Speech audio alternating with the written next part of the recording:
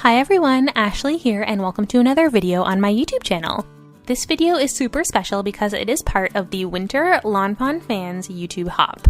And this is a super fun and special event where a whole bunch of Lawn Fawn fan creators come together and post videos sharing their favorite Lawn Fawn creations using a special seasonal theme, with this one of course being winter. So we're showing off all of our favorite winter products. To find out more about the Hop and the other creators involved, definitely check out my video description down below this video. And that description will also have some really key information about a giveaway that's happening as part of this Hop, which is really awesome. So definitely check out that description below to get all of that info and check out all of the other amazing creations that are part of the Hop. So without further ado, let's get into my creation. As you could see from the photos, I used one of Lawn Fawn's newly released products, which is the Peas on Earth stamp set. And this is sort of a mini or like intermediate size stamp set, which has some really cute caroling peas, and I'm setting them up in this village scene. I'm starting by making the background of the card, and for this I just cut a piece of Strathmore Bristol Smooth cardstock, which is one of my favorite cardstocks for blending, and I cut it down to be just smaller than a standard size card, so I believe the size of this panel is 4 inches by 5 1/4. I'm blending on a whole bunch of different colors of Distress Oxide inks using some stencils. So at the bottom I used some Hillside stencils with Evergreen Bow and Cracked Pistachio ink, and I sort of just blended them together.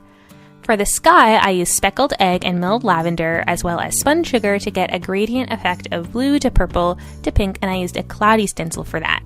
And I sort of just went back and forth between the colors until I got the effect that I wanted. Next, I knew that I wanted the Starry Sky stencil pattern to be over top of the sky. So I'm just placing my piece of cardstock onto the back of that stencil and overlaying it with the Hillside stencil as a mask so that none of the stenciling coming through that Starry Sky stencil will come down below that hillside. I'm then just blending some shimmery paste over that top half of that stencil where the sky is until it's nice and smooth and covers the entire piece. And here you can see the effect that you get with that shimmer paste coming through in the shapes of those stars and circles as part of that stencil, which is really pretty. And because I masked off that hillside, it only comes across on the sky. Next, it's time to stamp out all of the images that I'm going to be using on this card. So like I mentioned, I knew that I wanted the peas to be part of a little village, so I'm actually using this house stamp set that came as part of the Simply Celebrate Winter stamp set from Lawn Fawn. This is an older stamp set of theirs. And by the way, if you are interested in finding out exactly which stamp sets I'm using for this card, I do list them down in the description box below the video, so check that out. But that stamp set does come from Simply Celebrate Winter, and it's this beautiful little line of houses that are covered in snow. And what I did was I just sort of curved it by hand to have it curve along that hillside background that I had stenciled onto my card panel. So that's why you can see that that line of houses is a little bit curved. I sort of just adjusted the stamp with my fingers before I stamped it out. Next, I'm stamping a whole bunch of these images from that Peas on Earth stamp set, which is a bunch of caroling peas as well as some light posts. And then the stamp set also comes with little faces, so I've gone ahead and stamped on a bunch of little faces onto the peas. I also stamped out a bunch of other images from other stamp sets that have Christmas trees or pine trees, because I knew that I wanted to kind of add them to the background for sort of scene building effect. So that is where all of those images come from. And again, if you'd like to see exactly which stamp sets I use, definitely check out that description down in the box below.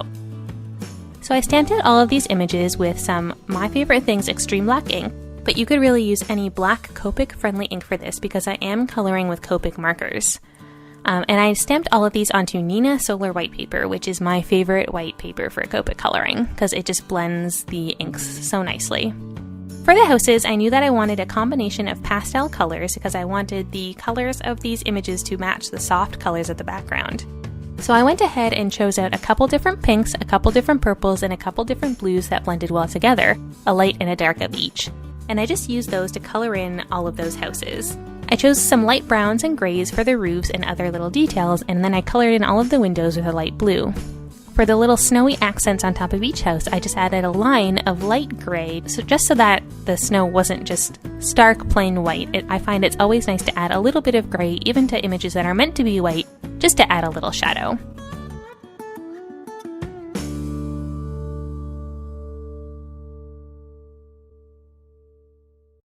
Then I'm coloring the peas. So for these, I just chose 2 different green shades, one a little bit darker, one a little bit lighter.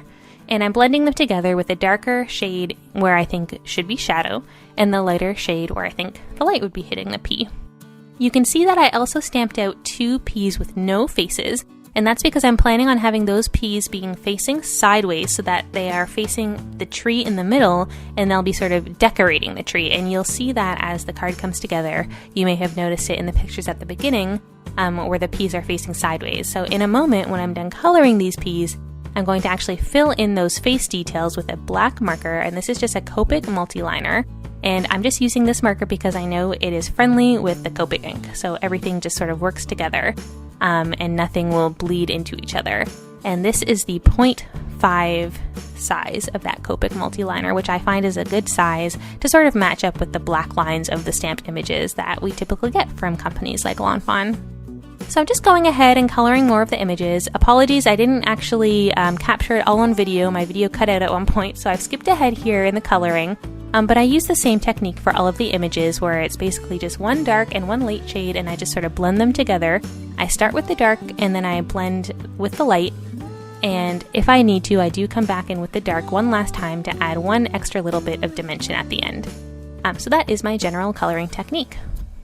So once all of the images were colored, I did go ahead and cut them out off camera. I just fussy cut them all with my scissors. And now it's time to start assembling the rest of the card. For the sentiment, I decided to heat emboss the sentiment from that stamp set right onto a piece of pearlescent vellum. So I just used an anti-static tool first, and then I can stamp out that sentiment with Versamark ink, which is a sticky ink that's easy for embossing. Apologies for my cat's intrusion to the video there. Her name is Luna, and she loves joining me in the craft room whenever I'm crafting, so you'll see her in many of my videos if you watch anymore. So there I've added some gold embossing powder to that sentiment, Let There Be Peas on Earth, and just shaken off the excess. And since those font letters are so small, there was a few spots where it was hard to see sort of the holes in the letters, like the hole in the E's. So I just took a little pick tool and just picked away some of the excess embossing powder so that those letters really were very clear and very easy to see. So I went ahead and cut down that sentiment banner so it's just a thin strip, and I also went ahead and cut out a piece of patterned paper from Lawn Fawn that is the size of a full card base. So I will be using that as sort of the background border of the card, and you can see that towards the top of the screen there. It's a beautiful light sort of tan yellow color with some gold foiled dots, which is really pretty, so that will be the border. After that, I'm going ahead and just starting to glue down some of these images onto the card front, and I'm just using some liquid multi-medium matte to glue down these images, and I find that's a really nice glue for sticking images down because it doesn't sort of appear shiny if any of it bleeds out. It's just matte and it kind of fades into the background. I also stamped out that little sentiment from the stamp set, Oh Christmas Pea, into the background. Just stamped it right onto that card panel in gray ink, and I just think that's so cute. It's like the peas are singing Oh Christmas Pea, so I thought that was really fun. For the sentiment banner, I just put a little piece of double-sided tape on either end and just folded the ends around to the back of the card panel. And I'm also just adding in one extra piece of tape just right there in the middle to kind of stick the middle down. And then I find that adheres really nicely that way, because otherwise I find if you use liquid glue on vellum, you can kind of see through the vellum and you can see the liquid glue and kind of where it's squeezed and things like that. So I find double-sided tape is a much nicer way to adhere vellum to cards, and especially if you can adhere it onto the back, because then you don't even see the adhesive at all. Okay, so now that the card panel is adhered down onto the card base with that border of patterned paper like I mentioned behind it, it's time to start assembling the rest of the images onto the card. So for this, I'm just going through and sort of gluing any of the images together that need to be glued together. So for example, I'll just glue the star topper onto that Christmas tree as well as a few ornaments onto it. And then I'm gluing some ornaments into these sideways peas hands so that it'll be like they're putting the ornaments onto the tree. I knew that I wanted a lot of these images to be sort of elevated from the card, so I'm just going ahead and sticking some foam squares onto the back of a bunch of them. And what I like to do is I'll stick the foam squares onto the back of the image, but I won't release the release paper yet. Instead, I'll just start assembling the images onto my card where I want them, and it kind of just lets me assemble the whole scene, everything with foam already put onto it, and then all I have to do once everything is assembled is kind of just go through one by one and stick down all the images exactly where they're already laid out. So that's what I'm doing now. I'm sort of just figuring out where I want the images to be on the card and then just putting foam on the back and putting them into place. Then I can take the release paper off one at a time and stick them right down. While I'm doing this, I do have a question for anyone that's watching this video. In a lot of my videos, I use background music, and I just like the way that it sounds, and I like sort of the added interest that it gives the video.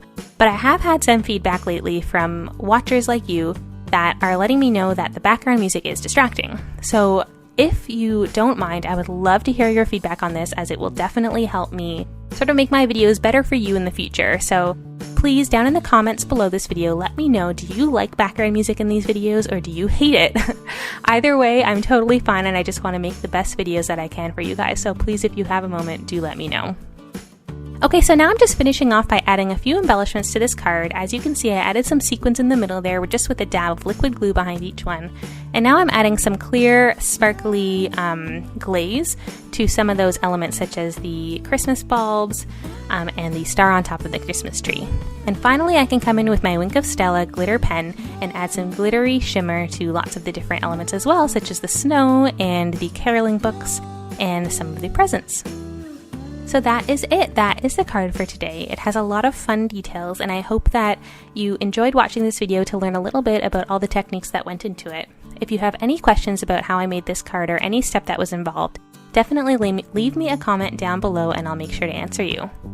Thank you so much for watching, and I hope that you enjoy all of the videos in this hop and all of the other amazing creations that there are to see. To see more of my cards, please do head over to my Instagram account, which is also linked in the description down below. Thanks for watching, and I'll see you next time. Bye!